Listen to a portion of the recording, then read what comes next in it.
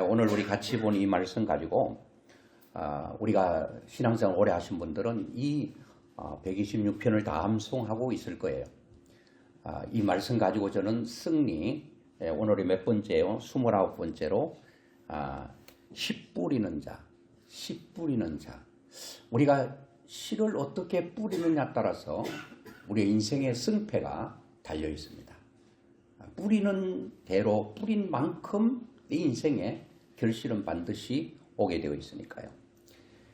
오늘 이 말씀을 보면, 배경을 보면 이스라엘 백성들이, 하나님 자녀들이, 하나님의 백성들이 말씀대로 살지 못할 때 바벨론이라고 하는 나라가 이스라엘을 치고 들어와서 거기에 모든 백성들을 포로로 다 끌려갑니다.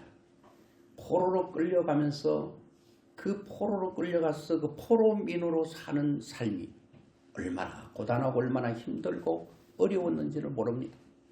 그래서 그들의 마음속에는 실제로는 일어나지 않을 것 같은 꿈에서 일어날 것, 꿈에서라도 일어났으면 하는 꿈이 하나 있었습니다. 언제 이 포로민에서 자유를 얻을 수 있을까? 언제 이 묶임에서 풀려날 수 있을까? 이 고통스러운 현장에서 어떻게 내가 해방할 수 있을까? 그들이 꿈을 꿨어요. 그런데 5절부터 6절까지 보면 눈물을 흘리며 씨를 뿌리는 자 이렇게 나오거든요. 또 울며 씨를 뿌리러 나가는 자. 어떻게 보면 포로민으로 살았던 그들의 인생이 씨를 뿌리는 것처럼 고통이 있었습니다.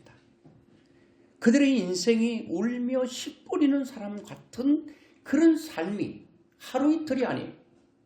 그거를 해방되기 한 150년 전에 에레미야라고 하는 선지자가 그 선지자를 통해서 예언을 하셨어요. 하나님께서 너희들이 이렇게 된다. 그거 한번 우리가 보도록 하겠습니다. 에레미야 29장 10절을 우리 같이 한번 볼까요?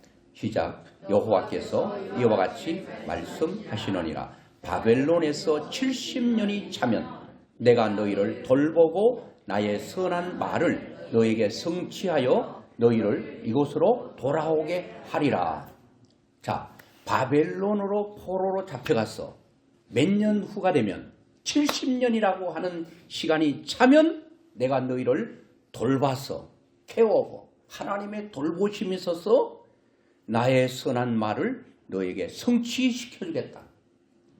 그러니까 그 기간이 70년이라고 하는 세월이 지나면 반드시 돌아오게 하겠다. 이게 하나님의 약속이었어요. 하나님은 어설프게 말씀하지 않아요. 하나님은 반드시 말씀하면 그대로 이루어지고 성취되는 거예요. 그래서 그 말씀이 우리에게 진리라고 하는 거예요. 진리는 변하지 않는 걸 진리라고 해요. 왔다 갔다 하는 것은 진리가 될 수 없어요. 이 세상의 모든 것들은 다 왔다 갔다 해. 변하고 흔들려. 그런데 하나님의 말씀은 절대로 흔들리는 법이 없어요. 한번 말씀하시면 파일처럼 확실하고 분명하고 선명하다는 거예요.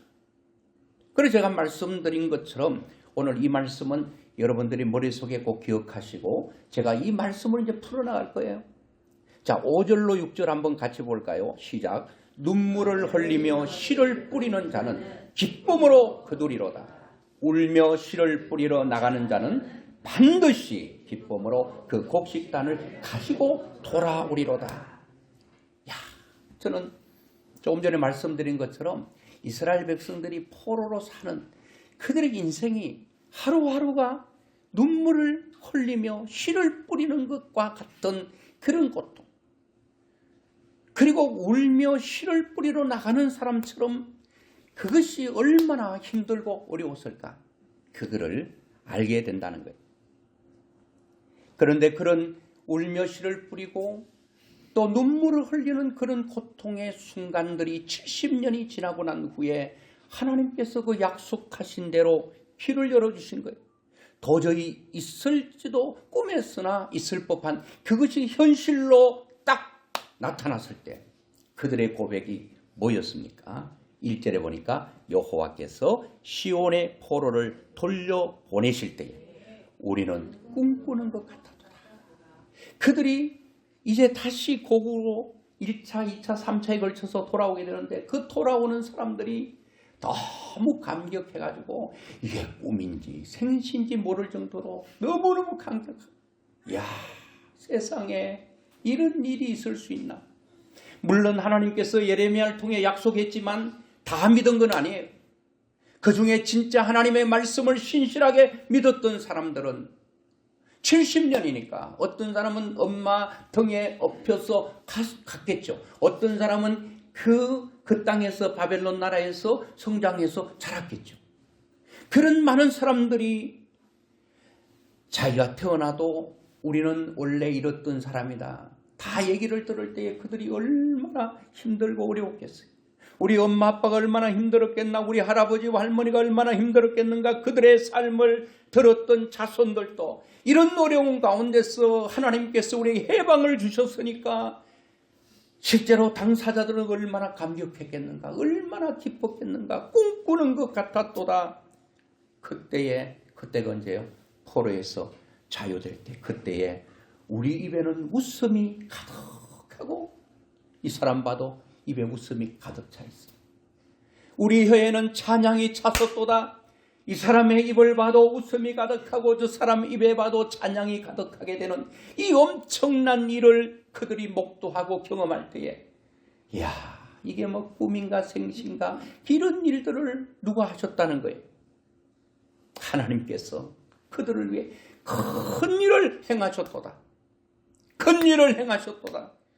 그러면서 그거를 보는 예수 믿지 않는 사람들, 이방인들도 이거는 사람이 한 게 아니고 저들이 믿는 하나님이 하셨다, 그렇게 말하는, 하나님이 큰 일을 행하신 걸 보고 우리는 너무 기쁘다, 이렇게 고백을 하고 있거든요. 저는 그래서 씨 뿌리는 것, 그거 때로는 눈물 나는 일이에요. 울면서 씨를 뿌려야 되는 그런 고통의 순간들도 있는데 저는 이것을 보면서 몇 가지 원리를 보게 됩니다. 첫째, 자연법칙이라. 여러분, 모든 자연은요 속이잖아요. 콩을 심으면 반드시 콩이 나고 팥 심으면 팥이 나요. 이 모든 자연현상을 통해 하나님께 우리의 인생을 보여주시는 것이고 신앙도 보여주시는 것이고 내 앞날의 모든 것도 이 세상 이후의 삶도 다 보여주시는 거예요. 제가 친구가 마늘하고 양파를 좀 심으라고 그래가지고 자기가 다 이렇게 준비해 놓을 테니까, 그래, 그럼 가지 하고 이제 노타리를 치고 두둑을 만들고 크기에 마늘을 심기 위해서 구멍이 뽕뽕뽕 뚫린 거 8개의 구멍이 뚫린 쫙 해놨더라고요. 그래 마늘을 심었어요. 양파를 심었어요. 그런데 말입니다, 제가 원래 시골 출신 아니겠습니까? 어릴 때부터 그런 걸 했거든요. 그 심어도 어렸으니까, 그 젊은 것도 아니고 어리니까 아무리 일을 하고 10시간 이렇게 일하고 너무 팔다리가 아프고 해도 아침에 일어나면요 괜찮았거든요. 이게 안 무거웠어요. 팔이, 다리가 안 무거웠다니까요. 한숨 자고 나서 깨끗이 원상회복이 되는데, 이게요, 제가 이제 한갑을 지나고 났더니요, 그것도 나이인가 그렇게 말할 수 있는데 죄송합니다. 저보다 더 연배이신 분들에게 괜히 나이 얘기해가지고 미안한데요, 어쩔 수 없어요. 제가 경험한 거니까. 그래 마늘을 심고 양파를 심었어요. 이야, 얼마나 힘들던지요. 그게 그 있던 날은 별로 몰랐어요. 가면 갈수록 더 힘드네. 한 6일 동안요, 이 뭉쳤던 근육과 다리가요 풀리질 않아. 그런데 또 전화가 왔네. 아이고 목사님, 지금 목사님께서 마늘하고 양파 심은데 양파 그 비닐 멀칭한 게 날아갔다는 거예요. 그리고 그날 밤에 서리가 내렸다는 거예요. 빨리 와보셔야 된다는 거예요. 목사님이 좀 단돌이 좀 해놓으세요 하고, 그분도 여러분 멀칭해놨는데 거기 구멍마다 해놨는데 구멍이 큰 것도 아니잖아요. 뻥뻥뻥뻥 뚫렸는데 그걸 또 어떻게 구멍을 맞춰? 혼자 어떻게 하든지 맞춰놨더라. 가보니까 이미 양파가 많이 서거한 상태에 있어요. 많이 돌아가신 것 같아. 막 어떤 거는 이제 곧 돌아가시려고 이제 산소호흡기 꼽아놓은 것처럼 까딱까딱 하고 있는 것 같아요. 그래서 또 막 그거를 또 잘 살아라고 이제 또 신경도 쓰고. 그런데 이제 또 얼마 전에 전화가 왔어요. 목사님이 이제 그 양파하고 이제 그 마늘을 이제 그 보호를 하기 위해서 이 부직포를 덮어줘야 된다. 요즘 그 양파와 이 마늘은 호강을 하고 있더라고. 우리 시골에서는 그게 어디 있어요? 그냥 그냥 덮어놓고 끝인데 요즘 양파와 이 마늘은요 너무 호강을 하고 있어. 그 부직포로 딱 이불처럼 덮어주고. 그런데 이제 그것만 덮는 게 아니고 이 마늘을 심은데 마늘이 이게 이 삭이 이미 나왔더라고요. 나왔는데 어떤 거는 삭이 안 나온 구멍이 있어요. 그거를 또 그분이 이렇게 탁탁 해가지고 삭이 보이도록 하라네. 그 구멍마다 다는 또 허리가 끊어지는 것처럼 아파요. 그래 어떻게 해요? 씨 뿌리는 게 쉽지 않잖아요. 성경에 보니까 눈물을 흘리며 울며 씨 뿌리는 고통과 수고가 있다. 그래서 그거를 그냥 일일이 하고, 그리고 또 마늘이 삭이 났는데 이게 삐딱하게 심은 거는 삭이 바로 올라오면 구멍 위로 올라오는데 이게 옆으로 또 가요. 그건 또 일일이 또 끌어내야 돼. 안 그러면 거기서 또 죽기 때문에. 그걸 했거든요. 아이고 하루 종일 하고 났더니요 막 허리는 허리대로 아프고 너무 힘들어. 자 여러분, 우리는 이 모든 자연현상을 통해서 세상을 볼 수 있습니다. 뭔가 하면 성경의 갈라디아 6장 7절을 우리 같이 보면 그 후반절에 보면 이렇게 말합니다. 사람이 무엇으로 심든지 그대로 거둔다. 여러분, 이 농가 밭의 씨앗은요 절대로 거짓말하지 않아요. 속이잖아. 내가 팥을 심어놓고 거기에 콩이 삭이 나고 거기에 콩이 열리기를 생각하는 사람 없어요. 그런데 우리 인생은 콩 심어놓고 팥 나기를 기다리는 사람들이 많다는 거예요.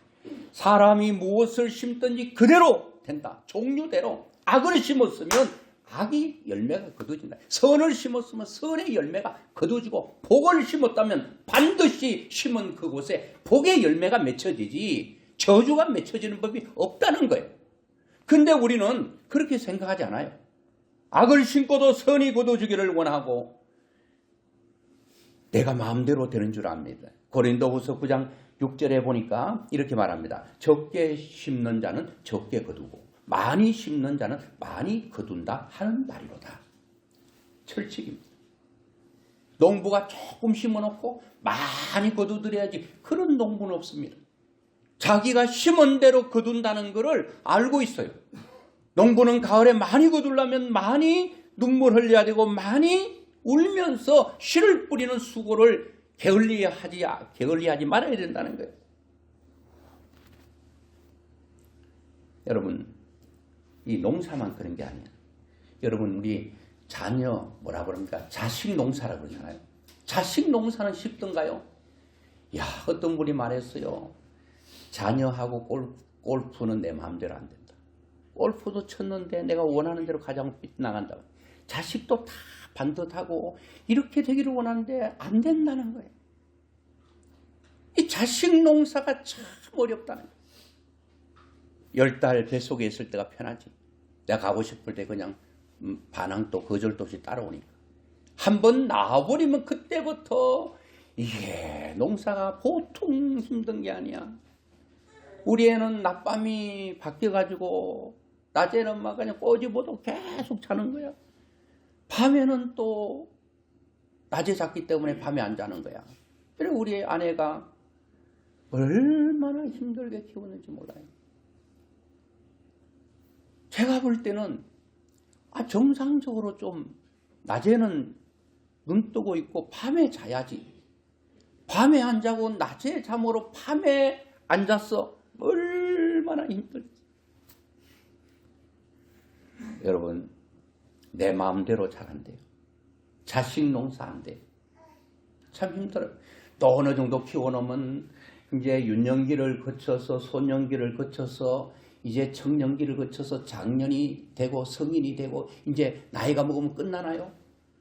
애 또 결혼시켜놓으면 또 애 낳으면 그것도 돌봐줘야지. 그것도 손주들 다 끝까지 책임져야 되는 이 자식 농사가 끝도 한도 없는 것 같아요.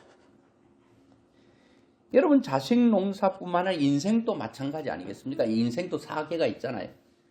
봄이 있는 것처럼 여름이 있고, 여름 있고, 가을 있고, 겨울이 있는 것처럼 우리가 태어나서 쭉 살아가면 이 4계 가운데서 심을 때와 기한이 정확하게 있다는 거예요. 아무 때나 심는다고 되는 게 아니에요.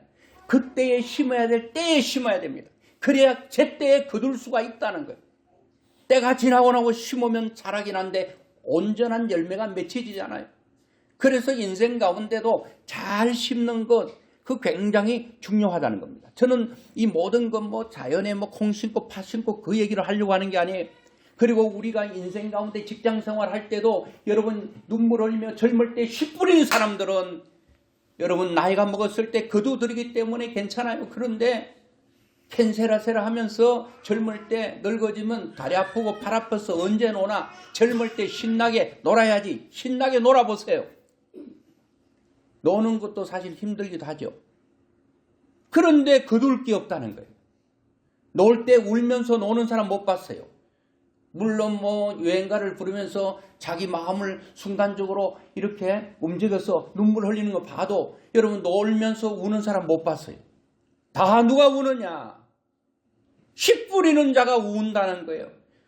어떤 사업을 하면서 잘 안 될 때 고민하고 걱정하고 우는 거예요.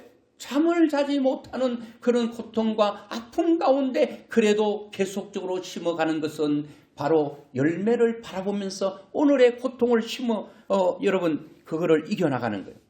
저는 오늘 여러분과 함께 이 씨 뿌리는 비유를 통해서 이 믿음의 어떤 법칙, 그거를 여러분께 좀 함께 나누면서 말씀을 보려고 합니다. 여러분 신앙생활도 마찬가지예요. 근데 결론적으로 말하면 여러분 사람들의 마음이 어떤 마음이 있어요? 안 심고 좀 거둘 수 있는 길이 없을까? 조금 심고 많이 거둘 수 있는 길이 없을까? 좀 수고 조금 하고 더 많은 것을 좀 수확할 수 있으면 없을까? 그래서 우리는 로또를 생각합니다. 대박을 꿈꿉니다. 이래서는 안 되는데 대박을 꿈꾸고 로또를 꿈꾸고 많이 심지 않고 많이 거두고 그렇게 젊은 사람들이 그런 정신으로 살아가는 젊은이가 그 나라에 많다면 그 나라에 희망이 뭐가 있겠습니까? 그래도 우리 부모 세대들은요 아주 성실하게 건면하게 뿌렸습니다. 뿌려야 된다는 거 알았습니다. 불로소득을 기대하지 않았어요. 그런데 우리 신앙인들 보면은 예수 믿으면 내 인생이 탄탄대로 그야말로 성성장구 만사형통 일사천리의 인생이 펼쳐지기를 원하면서 오히려 인간이 해야 되는 그 수고에 대해서는 별로 안 하려고 하는 그런 것도 있다. 여러분 예수 믿는 것 내가 너무 겁을 줬어 여러분 그럴지 몰라도 예수 믿는 거 쉽지 않아요. 얼마나 힘들고 어려운지 몰라요. 대충 설렁설렁 믿으면 별로 힘들지 않지만 제대로 믿어보려면 너무 힘드는 거예요. 제대로 믿어보려면 눈물 흘리는 순간들이 많단 말이에요. 우울해야 되는 순간들이 많다는 거예요. 그런데요 이렇게 울면서 신앙생활하고 눈물 흘리면서 신앙생활하고 그렇게 사는데요 야 결과는요 너무너무 아름답습니다. 결과는 너무 가치 있게 결실이 되어진다는 거예요. 그래서 이 눈물 흘린다는 것, 이 수고한다는 것 이것이 얼마나 축복인 걸 몰라요. 여러분 하나님의 뜻대로 산다는 것 얼마나 힘든지 몰라요. 때로는 교회에서 또 헌신을 요구하기도 해요. 뭐 제가 뭐 달력하세요 그러는데 그 강요한 건 아니에요. 또 이런 어떤 기회가 올 때에 이거 한다는 것 그거 쉬운 거 아니잖아요. 그런데 하는 사람이 있거든요. 제가 일본 후쿠오카에 가서 신학교 가서 강의라고 하는데 비행기 공짜로 태워준 게 아니에요. 가서 일본 갔더니 야 한국에 멋있는 목사 왔는데 식당마다 오셔서 식사하세요. 그런 사람 한 명도 없었어요. 다 가서 돈 냈어요. 그러면 그 돈을 누가 냈는가? 누가 헌신한 거예요. 목사님 잘 다녀오세요. 헌신한 거예요. 제가 뭐 성경금 내세요 강요한 건 아니에요. 그런데 그 말이 때로는 내가 먹을 것 안 먹고 차를 마실 것 안 마시고 이 성교비로 이렇게 드려지는 그 헌신이 어떻게 보면 울면서 낸 사람은 없지만 어떻게 보면 울면서 내고 또 눈물로 그것을 하나님 앞에 헌신하는 것이 아니겠습니까? 그 액수에 상관없이 때로는 하나님 앞에 충성하는 것이 여러분 울며 씨를 뿌리는 것처럼 또 눈물을 흘려야 될 그럴 때가 있다는 거예요. 그리고 어떤 우리 가정에 예수 믿지 않는 자녀 또 누구 가족을 위해서 그들을 구원하기 위해서 울어야 되는 순간들이 많다는 거예요. 눈물을 흘려야 될 순간들이 많다는 거예요. 내가 완전히 죽어지고 그를 섬기고 나를 통해 예수님의 이름에 먹칠하면 안 된다는 그것 때문에 얼마나 힘들고 어려운 씨를 뿌리는 같은 눈물을 흘리고 울어야 되는 순간들이 얼마나 많은지 몰라요. 그들의 헌신을 통해 열매는 맺혀진다는 거예요. 여러분 심었는데 삭이 안 나고 열매 맺지 않는 경우는 없어요. 여러분 영혼을 건지기 위해서 간도 빼고 설계도 빼고 설계 없는 인간처럼 울어야 될 때 시시 웃고 정신 나간 사람처럼 그런 날들도 있다는 거예요. 그런 것들을 통해서 그런 헌신과 충성과 섬김을 통해서 한 영혼이 하나님께로 돌아올 때 그 복과 그 축복과 가치는 얼마나 큰가. 여러분 눈물 없이 되는 게 어디 있나요? 여러분 예수 믿을 때 많이 울 수 있다면 저는 복이라고 봅니다. 그게 눈물을 흘리며 씨를 뿌리는 거거든요. 울며 씨를 뿌리는 거거든요. 그럼 반드시 결실하고 돌아온다는 거예요. 제가 일본 갔다 와서 일본의 예를 좀 들어보겠습니다. 일본 작가 엔토 슈사쿠라고 하는 사람이 침묵이라는 소설을 썼습니다. 일본의 기독교와 천주교가 박해를 당할 때 극심한 박해로 많은 성도들이 순교를 당한 그 역사적인 사실을 주제로 해서 쓴 책입니다. 박해자들은 예수 믿는 사람들이 십자가를 좋아하니까 그 십자가에서 죽어보라며 다음과 같은 고문과 고통을 주었습니다. 바닷물이 설물이 빠져나갔을 때 그 바다 가운데 십자가를 세우고 예수 믿는 사람을 십자가에 묶었습니다. 다시 밀물이 들어올 때에 서서히 물이 찰 때에 내 목구멍에 짠 소금물이 들어갈 때 얼마나 고통스럽겠습니까? 바닷물이 빠진 다음에 바다 한가운데 십자가를 세워놓고 예수 믿는 사람 묶어놓고 그리고 민물이 들어올 때에 그 물이 찰랑찰랑 내 입으로 들어올 때 묶여 있어서 꼼짝도 못합니다. 그물 속에 푹 잠겨서 꼼짝없이 죽어가게 됩니다. 단숨에 죽지 않고 오랜 시간 고통 속에 죽게 하는 것입니다. 그것을 믿는 사람들을 포기합니다. 그리고 내가 숨이 차고 너무 견디기 힘들면 그 사람들이 조건을 하나 달았습니다. 너희들이 고통스러워서 나 예수 안 믿어. 나 하나님을 믿지 않겠어. 나는 하나님을 버리고 예수를 버리겠다고 하면 그들은 그 십자가 고통에서 내려놓는데 수많은 사람이 짠물을 들이마시면서 재채기를 하면서 눈물이 바닷물이 될 정도로 울면서 그 믿음을 지켰던 사람들. 여러분 믿음의 세계는 쉽지가 않아요. 두 사람의 교인이 여기서 순교를 당하게 되는데 물이 점점 차오릅니다. 그들은 계속 하나님 앞에 기도합니다. 이것을 지켜보던 한 성직자가 멀리서 그들을 위해 기도합니다. 안타까워 견딜 수가 없었습니다. 하나님이여 어찌하여 침묵하시나이까? 하나님이 어찌하여 침묵하시나이까? 하나님의 백성들이 저 십자가에 묶여서 바닷물을 마시면서 저 눈물이 바닷물이 될 정도로 고통하고 있는데 하나님 어찌하여 침묵하십니까? 이렇게 한 성직자가 피를 토하는 심정으로 울부짖었어요. 이런 순간에 왜 하나님은 잠자코 계시냐고 목놓아 통곡하며 기도했습니다. 그때 그의 귀에 하나님의 음성이 강하게 들려왔습니다. 나는 침묵하는 것이 아니라 저들의 고통에 동참하고 있는 것이다.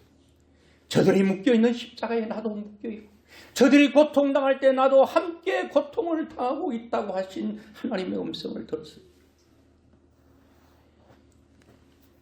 긴 침묵이라는 연극이 있는데요. 침묵이 제가 말씀을 드리려고 하는 침묵이 뭐예요? 아무 말도 없이 잠잠히 있는 게 침묵이죠. 침묵이죠. 침묵해야 될 때도 있어요. 침묵하지 말아야 될 때도 있어요. 그런데 긴 침묵이라고 하는 연극에 보면 마지막 대심판 날에 수많은 사람이 심판을 기다리고 있습니다. 대부분의 사람들은 하나님 앞에 두려움과 그 무서움으로 고개를 푹 숙이고 있는데 소수의 사람들은 입을 열어 하나님을 향하여 불평합니다. 하나님이 심판할 자격이 없다는 것입니다. 어느 유대인 여자는 나치의 집단, 그 나치라고 하는 건 그 유대인들이 그 수용소, 포로 수용소가 얼마나 힘들게 한지 몰라요. 지옥과 같은 그 수용소입니다. 지옥 같은 고통을 당할 때 하나님은 어디 계셨냐고 한 유대 여인은 하나님께 따져 물었습니다. 내가 고통당할 때 하나님은 과연 어디에 계셨냐는 겁니다. 그때 하나님은 왜 침묵을 하셨냐고 물었습니다. 어느 흑인 남자는 단지 흑인이라는 피부색이 검다는 이유로 매맞고 고통을 당할 때 하나님 당신은 어디 계셨냐 그렇게 물었습니다. 하나님은 고통과 아픔과 배고픔과 전쟁과 질병이 없는 저 높은 하늘에 계시니까 우리가 당하는 고통을 알 리가 있나? 하나님은 모르셔. 하나님은 인간이 당하는 모든 어려운 고통, 절망, 죽음을 당하지 않으셨으니 얼마나 편안하고 좋겠는가? 이렇게 말했습니다. 그들은 유대인 대표, 흑인 대표, 관절염 환자 대표, 암 환자 대표, 그리고 기형아 대표, 심지어 히로시마 원자폭탄의 후유증 환자 대표를 선출합니다. 하나님께서 인간을 심판할 자격을 가지시기 전에 하나님 자신이 우리가 겪는 고통을 한번 맛보아야 된다고 그들은 한결같이 주장을 했습니다. 그분 또 우리의 고통을 맛봐야 돼. 맛보지 않고는 우리를 알 수가 없어. 그래서 하나님은 하나님으로 하여금 인간으로 태어나게 하되 고난을 많이 받는 유대인으로 태어나게 하자 하나님은 왕족이나 귀족의 집안이 아니라 농촌에 결혼도 하지 않은 처녀의 몸으로 사생아 비슷하게 태어나야만 할 것이다. 하나님은 우리처럼 고생하며 땀 흘리며 노동을 해보아야만 한다. 하나님도 친한 친구로부터 배신의 아픔을 당해봐야 된다. 하나님은 공정치 못한 재판관을 만나 억울한 판정을 받으면서 고통스러움을 경험해봐야 된다. 그게 그들이 말하는 거예요. 그런데요, 그런 얘기를 쫙 늘어놓는데 그 공간이 아주 적막감이 돌면서 조용한 긴 침묵이 흐르게 됩니다. 왜 그들이 하나님께 말하는 사람들이 침묵하고 조용할까요? 그렇게 하나님을 향하여 그렇게 말했던 사람들 마음속에 이런 느낌이 온 거예요. 그들은 하나님께서 예수 그리스도 안에서 이 모든 것을 이미 다 겪었다는 사실을 알았기 때문입니다. 하나님은 나의 고통을 모르시는 것이 아닙니다. 예수님은 하나님이시지만 인간의 몸으로 이 땅에 태어나 우리가 겪는 모든 것을 다 겪으셨거든요. 그러니 우리의 고통을 모르실 리가 없어요. 다 아셔요. 우리의 아픔, 우리의 눈물, 우리의 고통, 우리의 절망 하나님은 다 아셔요. 그러면서 하나님은 그런 가운데 있는 사람과 함께 하셔서 함께 견디며 마지막 승리를 주님께서 우리에게 주시는 것입니다. 그러면서 여러분, 신은 어떤 땅 위에 밝은 빛 위에 삭을 틔우는 법이 없습니다. 반드시 씨앗은 땅 속에 어둡고 침울하고 캄캄하고 답답한 그 순간을 견뎌야 그 삭을 틔울 수가 있다는 겁니다. 오늘 여러분, 많은 사람들은 어둠을 싫어해요. 답답함을 참지 못해 합니다. 그래서 인스턴트 식품을 그들은 원합니다. 빨리. 여러분, 다른 데 가보세요. 너긋해요. 근데 한국 사람만 유독요, 줄 서 있는데도 아이고 제가 바빠요 치고 들어가고, 아이고 바빠요 치고 들어가고, 바빠요 빨리.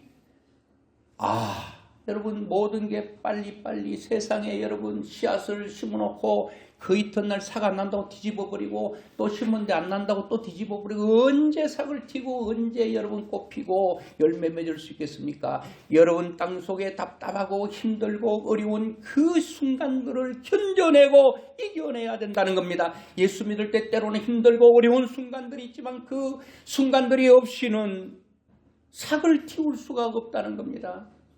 여러분, 내가 예수 잘 믿는가 안 믿는가는 어떻게 알 수 있는가 하면 내가 흙 속에 들어가 보면 알아요.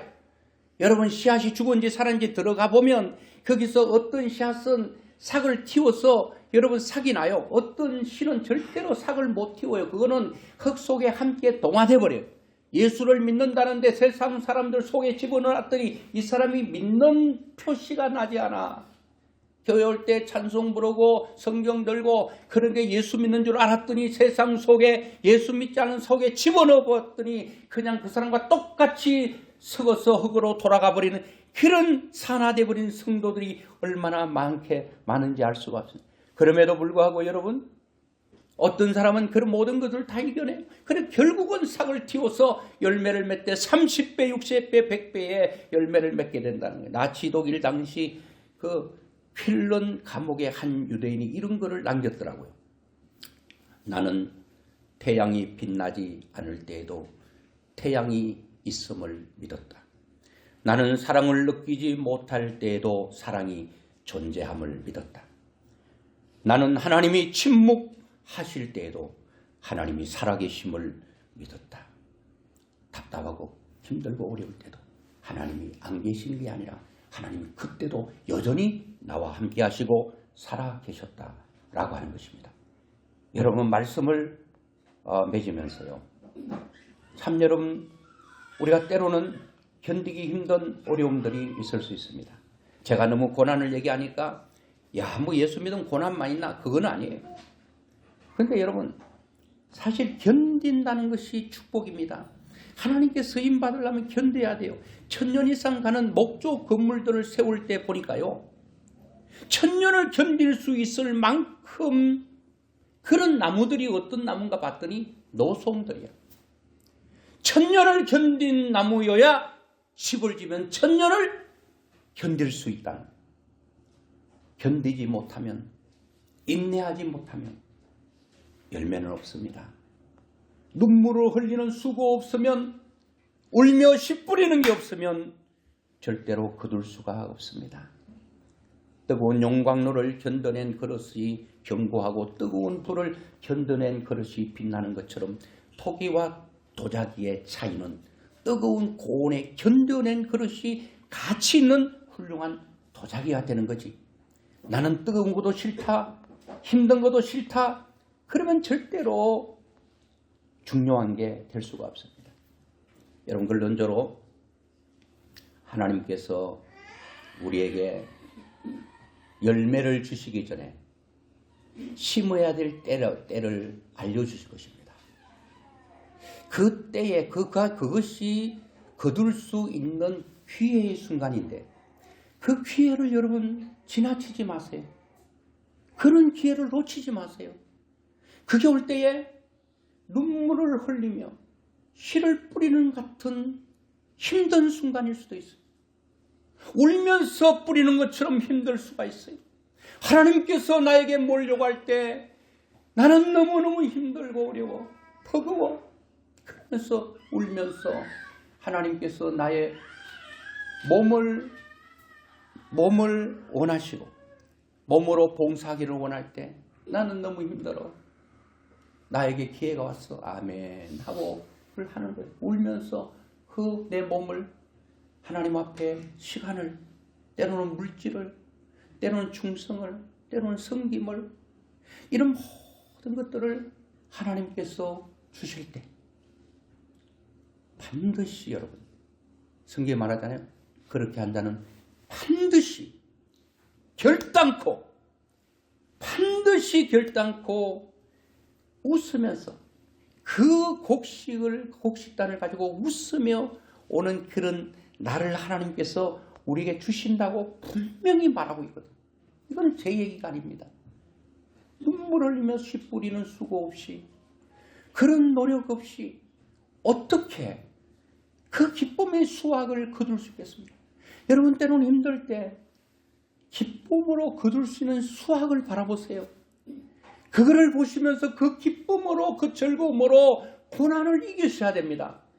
그 수확의 즐거움이 없으면 농부는 봄에 씨를 뿌리고 여름에 여러분 그 병충해를 잡아내고 그리고 모든 잡초를 뽑아내는 그 뜨거운 열사의 시간을 견뎌낼 수가 없다는 거예요.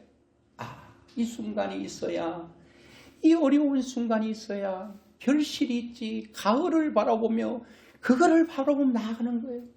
오늘 여러분, 우리는 바울이 말한 것처럼 육신적으로 이 정도로 살았으면 족하잖아요.